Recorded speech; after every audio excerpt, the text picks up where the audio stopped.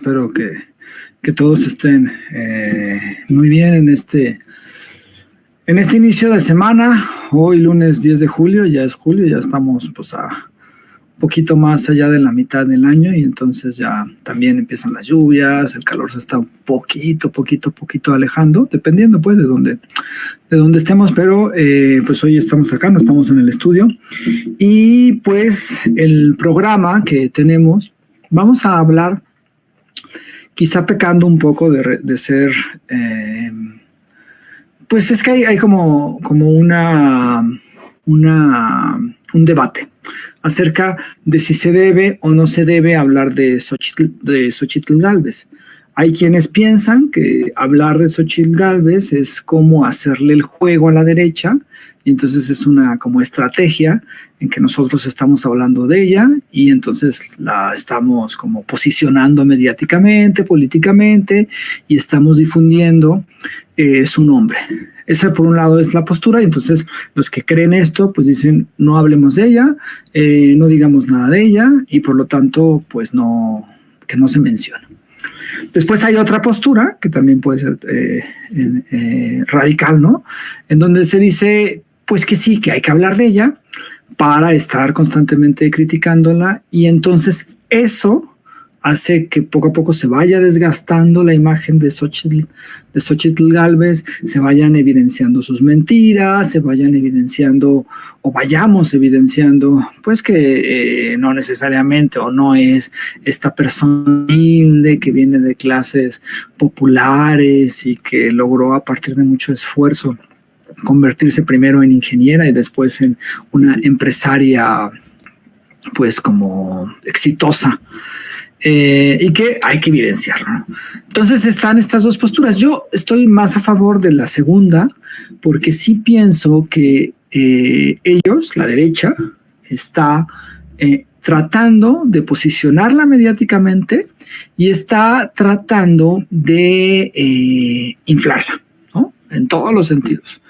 Está buscando que se convierta en una especie de candidata competitiva, ¿sí? O sea, si quieren montar esa imagen, porque hay un elemento que es muy importante y que hay que como tenerlo en claro. La derecha, es decir, el PRI, el PAN y el PRD, MC también, pero bueno, hay otra cuestión ahí. La oposición como tal sabe perfectamente que la elección del 2024 es una elección, la presidencial, que prácticamente la tienen perdida. ¿Por qué? Porque pues la tienen perdida, o sea, y hay varias razones. Una es que el efecto del gobierno de Andrés Manuel López Obrador ya no solamente es de la imagen del presidente, sino del gobierno, de lo que ha hecho, es muy fuerte.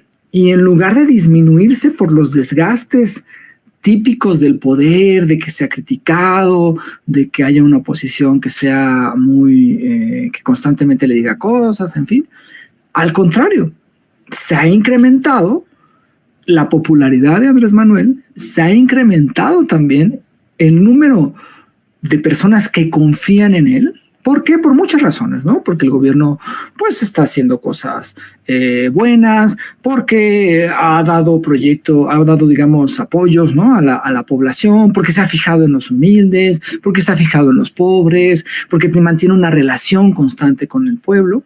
Entonces muchos de esos elementos, muchos de esos factores influyen en que la percepción de la mayoría de la gente sea positiva respecto al gobierno de Andrés Manuel.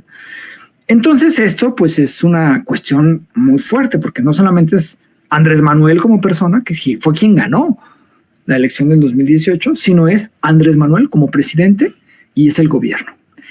Eso es uno de los factores fundamentales de por qué la oposición prácticamente tiene perdido el 2024. Otro es que en lugar la oposición durante estos 5 años de apoyar Andrés Manuel López Obrador, lo que ha hecho es criticarlo en todo, ¿sí? Lo criticó en cuanto a que en cuanto a que no hizo las cosas bien, lo criticó porque luchó contra el huachicol o contra el robo de combustibles, lo criticó porque dio apoyos sociales a estudiantes, a madres trabajadoras, a adultos mayores, lo critica por todo. Y la gente, pues que la gente ya cada vez está más consciente, pues dice, oye, pues es que estos nada más están criticando, ¿no? O sea, no están ni siquiera viendo por el bien del país, no están viendo por absolutamente nada. Eso también influye en que la gente diga, pues es que ¿para qué queremos a estos señores? Que no quieren apoyos sociales, que no quieren... Entonces critican un país popular o a un gobierno popular.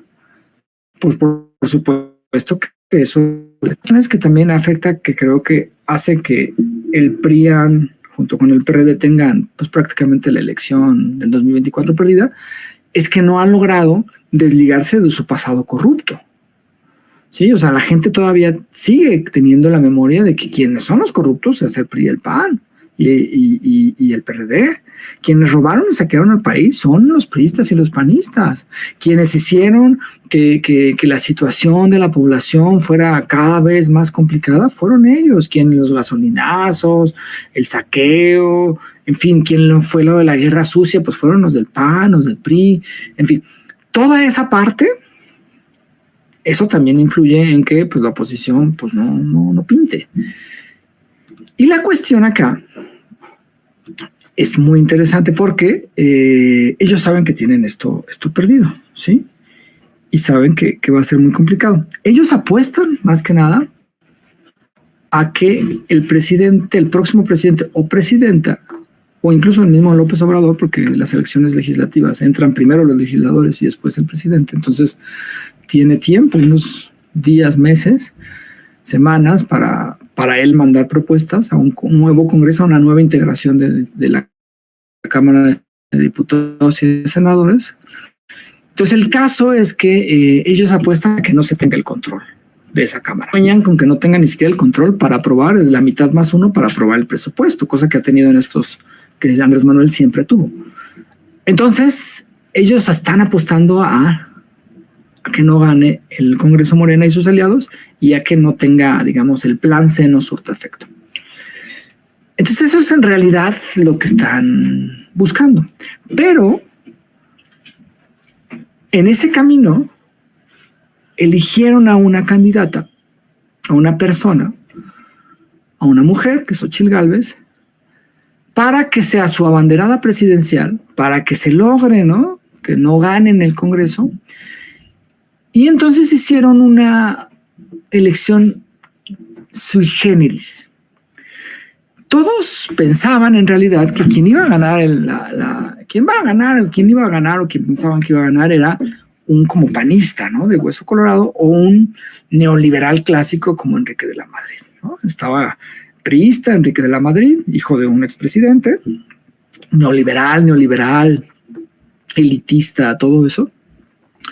Y Santiago Krill, un burócrata durante muchos años, panista también, panista de hueso colorado, ¿no? Entonces estaban esas dos variables, o el neoliberal clásico o el panista clásico, ¿no? Neoliberal priista clásico o panista clásico como es Santiago Krill. Pero el contexto, analizaron la derecha y el contexto que vieron era tratar de no perder el voto que ellos tienen, el voto anti-AMLO, pero buscar a un perfil, el voto pro-AMLO. Por eso eligieron a Xochitl Gálvez. Porque entonces la que hicieron o la quieren presentar como una candidata popular, como una candidata del pueblo, como una candidata que entiende a la gente, como una candidata que incluso puede estar hasta conforme con los apoyos sociales de Andrés Manuel en el discurso, pues. Y entonces dijeron, no, pues hay que echarla, a ver cómo nos funciona. Y idearon una estrategia. ¿Qué fue? Esto que platicábamos la semana pasada, ¿no? el famoso derecho de réplica. ¿Sí? El derecho de réplica es absurdo porque los derechos de réplica son para los medios, no para el presidente ni para un actor político. Entonces, como el derecho de réplica de Xóchitl Gálvez y el show que hizo afuera de Palacio Nacional, déjenme entrar, miren, tengo mi amparo, no sé qué, les funcionó, ¿sí? Les funcionó entre comillas, porque en realidad lo que sucedió es que vieron que era hasta cierto punto la gente, ¿no? O sea, los medios se fijaron en ella. Midieron cómo había subido con ese derecho de réplica, vieron que había una exposición mediática y dijeron, esta va a ser la candidata. Esta va a ser nuestra candidata. Y fue entonces que la eligieron. La eligieron un grupo que está encabezado por Claudio X González, pero no solamente es Claudio X González. Claudio X González representa Claudio X González hijo, porque hay un Claudio X González papá, que tuvo un papel durante las elecciones del 2006 terrible, porque él era presidente del Consejo Coordinador Empresarial y él hizo una campaña de guerra sucia muy fuerte contra Andrés Manuel. Pues ahora su hijo, que es abiertamente anti-AMLO y que representa no solamente al papá, representa pues también a estos grupos. Entonces lo que hizo Claudio X González y este grupo pues es empezar a inflarla. Y para inflarla pues hicieron una super campaña o están haciendo una super campaña. ¿Y de dónde surgió esto? ¿Dónde fue el primer elemento donde metieron eso? En Latinos. Latinos, hay que recordar, es el medio que se creó, porque ese medio se creó en 2018 a finales, explícitamente para ser un medio de ataque a Andrés Manuel. Eligieron a los que estaban medio sin chamba, estaba Loret de Mola, Carlos Loret de Mola y Broso. Dijeron, estos van a ser nuestros caballitos de batalla. ¿Sí? Y si uno se mete a Latinos, todos los días están, Andrés Manuel es lo peor, Andrés Manuel es lo peor, Andrés Manuel es lo peor. Tanto el programa de Latinos como un programa que tienen, el programa de Carlos Loret, que es como, no es como una mesa de análisis y después entrevista, ese todo anti-AMLO, y el programa terrible, ¿no? Que hace Broso y Carlos Loret, donde actúan, ay, hermano, no sé qué, y se abrazan y entonces empiezan a discutir con unas escenografías que cuestan un montón de dinero, con programas que tienen muchísimo presupuesto, porque ese dinero ha salido de muchos lugares. Fue un grupo que está relacionado con un tabasqueño, Madrazo, Roberto Madrazo, con él y con su hijo, que ellos tienen una empresa dedicada a la venta de productos médicos. Ya hicieron muchísimo dinero en sexenios anteriores, muchísima corrupción, y pues tienen un montón de dinero y ellos empezaron a financiarlo. Después lo financió Silvano Aureoles en Michoacán, que era el gobernador emanado del PRD, que ya no es gobernador, ahora es aspirante. Bueno, creo que ya, no sé si él también se bajó, pero bueno, él también desde el gobierno de Michoacán lo financió. Y hay otros muchos gobiernos que lo financian, incluso está el de Nuevo León, en fin, Tamaulipas, antes de que entrara Américo Villarreal, con cabeza de vaca también le metió muchísimo dinero a Latinos. Entonces sacan del grupo empresarial que tienen y también sacan de los gobiernos estatales. Como cada vez son menos gobiernos estatales en manos de la oposición, cada vez es menos el dinero que llega vía los estados, vía dinero público a Latinos. Pero sigue llegando el privado y tiene mucho dinero. Las producciones, nada más vean cualquier producción de Latinos y se van a dar cuenta de que ahí hay, como dicen, billete, ¿no? Es decir, hay muchos recursos. Entonces, lo que hicieron fue que desde Latinos empezaron a inflar a Xóchitl Gálvez. Y tengo 3 ejemplos para que vean cómo han estado inflándola. Soporten, ¿no? Porque a veces es bueno ver cómo piensan estos señores y ver cómo están construyendo el camino para hacer que Xóchitl Gálvez sea la candidata presidencial. Vamos a poner uno de Héctor de Mauleón. Héctor de Mauleón es un personaje anti-AMLO completamente. se siente el gran cronista de la Ciudad de México, pero es un tipo que muchas veces inventa algunas de sus crónicas. Y bueno, esto es lo que piensa, y esta es una columna que hace para Latinus, que es el medio que ha impulsado más a Xóchitl Gálvez en este momento. Y nada más quiero que vean cómo presentan y cómo hacen todas estas disquisiciones, estos argumentos para decir que Xóchitl Gálvez vino a cambiar la política. Imagínense, la política en México. Vamos a ver este video de esta columna de Héctor de Mauleón. Xóchitl Gálvez anunció esta semana su decisión de convertirse en aspirante a la presidencia de la República como candidata del frente opositor. En menos de 48 horas se convirtió en un fenómeno político que le robó al presidente de México y a sus corcholatas la hegemonía de la comunicación sobre las elecciones de 2024. Mientras los aspirantes de Morena recorren el país de manera anticipada, opaca, ilegal, gastando millones de pesos en bardas y espectaculares y haciendo esfuerzos sobrehumanos y muchas veces fallidos para conectar con el pueblo, comer garnachas es el camino que les enseñó el presidente, una mujer de origen indígena conectó de manera natural con millones de personas y cimbró el panorama de unas elecciones que a un año de su realización parecían cantadas. Claudia Sheinbaum comenzó hace 2 años y de manera disfrazada una campaña que ha contado con todo el apoyo presidencial. Poco empática y sin don de gentes, la candidata favorita del oficialismo se vio obligada a copiar el discurso, los ademanes, el modo de hablar, el estilo populista de Andrés Manuel López Obrador. Tras 2 años de esfuerzos, ha logrado despegarse, aunque no de manera significativa, del otro gran aspirante de su partido, el excanciller Marcelo Ebrard. Gris como candidata, lo que no ha garantizado es la seguridad de su triunfo en unas elecciones que se verán partidas, divididas entre 2 grandes sectores, los obradoristas y los antiobradoristas.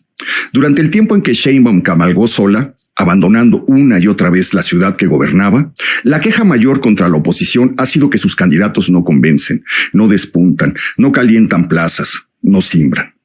Sus nombres, lo digo a pesar del respeto que tengo a la trayectoria de algunos de ellos, son nombres del pasado que remiten a un periodo, a un desastre del que México ha tratado de desprenderse en lo que va del siglo. Contraviniendo la ley, a Xóchitl Gálvez le cerraron las puertas del Palacio Nacional y con palabras de desprecio le negaron un derecho de réplica ordenado por un juez. Ella ha dicho que al cerrarle las puertas del palacio, le abrieron las puertas de los mexicanos. Tal vez esté en lo cierto. Las manifestaciones de solidaridad se fueron convirtiendo en un fenómeno político.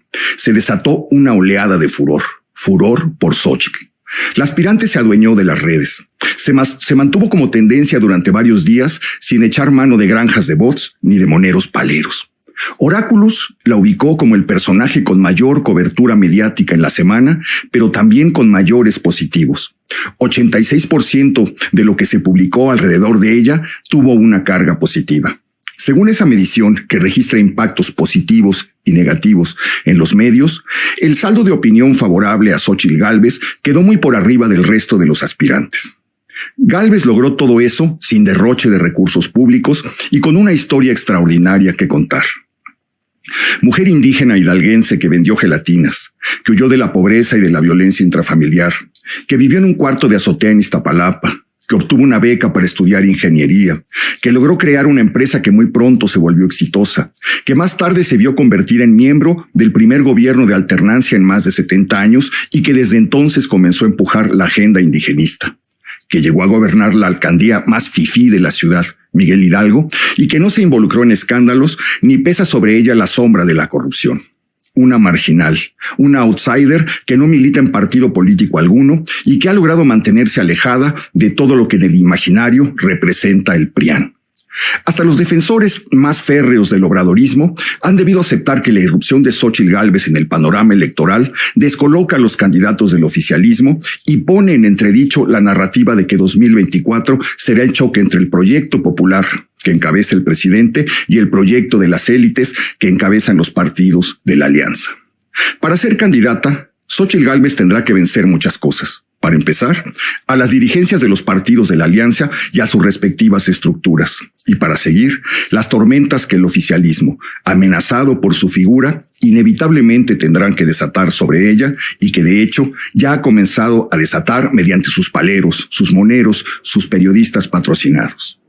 Al menos durante unos días, la irrupción de Xóchitl Gálvez ha sido una bocanada de aire fresco en el tedio de una elección en la que solo se ha movido la aplanadora oficial.